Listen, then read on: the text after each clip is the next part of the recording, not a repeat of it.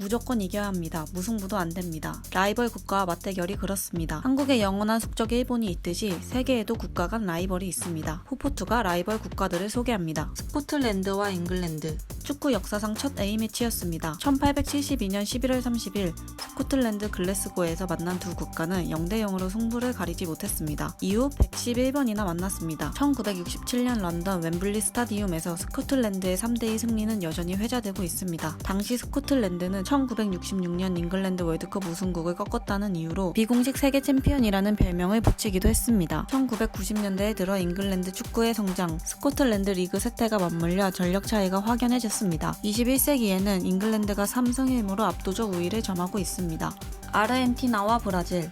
언제나 세계 최고의 선수가 질비합니다. 월드컵 개막이 얼마 남지 않았을 때면 우승 후보로 브라질과 아르헨티나를 조명하는 기사가 쏟아집니다. 논란도 많았습니다. 1990년 이탈리아 월드컵 16강에서 아르헨티나가 1대0으로 이기고 나서 브라질 수비수 블랑코는 아르헨티나 선수들이 신경 안정제를 탄 물을 마셨다고 주장했습니다. 훗날 카를로스 빌리아도 아르헨티나 감독이 그런 적이 없었다고 말하지 않겠다는 얼토당토 않는 해명으로 논란을 가중시켰습니다. 1982년 월드컵에서는 디에고 마라도나가 주앙 바티스타를 격투기의 한 장면처럼 걷어차 두 국가의 라이벌 관계에 기름을 끼얹었습니다. 세르비아와 알바니아. 2014년 10월 14일에 열린 첫 경기 전부터 마찰을 빚어왔습니다. 축구 외적인 문제가 있었기 때문입니다. 2008년 세르비아로부터 독립을 선언한 코소보는 국민 대부분이 알바니아계로 구성되어 있습니다. 하지만 세르비아 사람들이 코소보를 자국의 고유한 영토로 주장하며 다툼이 발생한 것입니다. 유로 2016 지역 예선에서 갈등이 폭발했습니다. 세르비아의 수도 베오그라드에 위치한 파르티잔 스타디움이었습니다. 당시 알바니아인 이스마일 모리나가 경기장 근처에 숨어 코소보는 알바니아의 일부라고 표현한 깃발을 드론에 걸어 조종하며 도발했습니다. 흥분한 세르비아 팬들이 급기야 그라운드에 난입해 알바니아 선수들을 폭행하는 사태로 번졌고 경기는 더 이상 진행되지 않았습니다. 유럽축구연맹은 징계위원회를 열어 세르비아의 몰수패를 선언하고 양국축구협회에 10만 유로 벌금을 부과했습니다. 이집트와 알제리.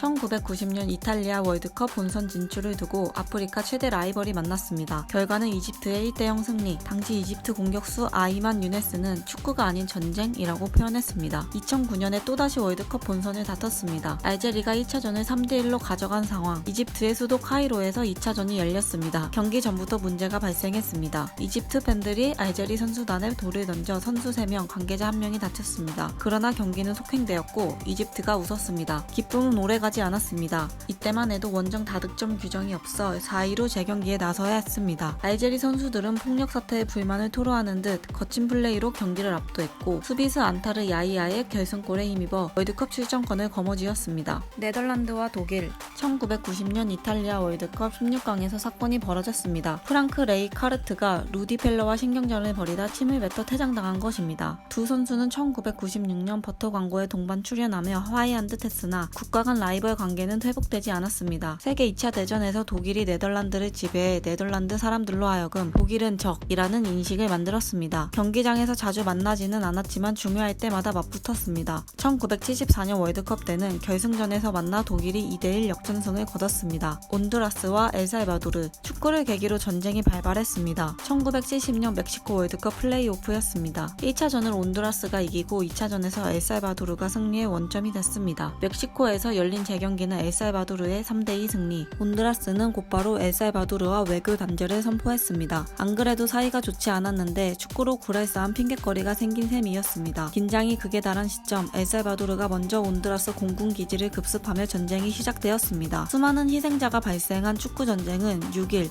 약 100시간 만에 끝났습니다. 지금까지 세계 각국의 라이벌들을 만나보았습니다. 라이벌 국가가 맞붙는 경기만큼은 축구가 아닙니다.